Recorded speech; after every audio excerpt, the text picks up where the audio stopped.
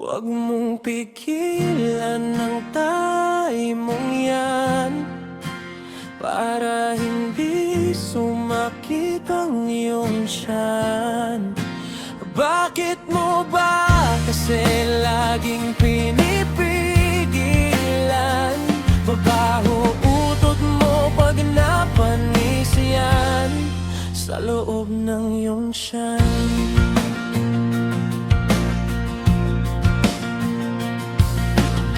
Bakit ba mukhang problemado ka?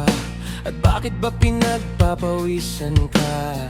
May kasalanan ka bang nagawa? Tila ba ikaw ay hindi na makahinga?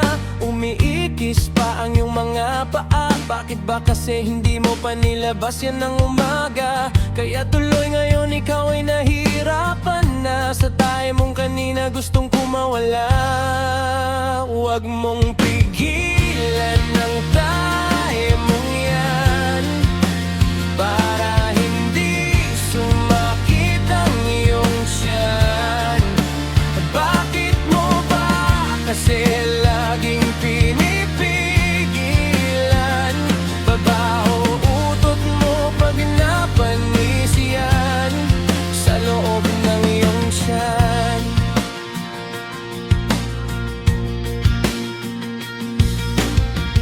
Ang lakas mo palang kumain, pero madalas tae mo ay pipigilin. Nandidiri ka ba na kamayin yan? Pwede mo naman punasan ng tissue yan. Pag sa bukid ka, inabutan, pwede dahon o bato pag walang halaman. Pumili ka lang ng medyo makinis, wag lamang bato na matutulis. Huwag mong pigilan ang tae mong yan, para hindi sumakit ang iyong tiyan. Bakit mo ba kasi laging pinipigilan? Babaho utot mo pag napanis yan sa loob ng iyong tiyan.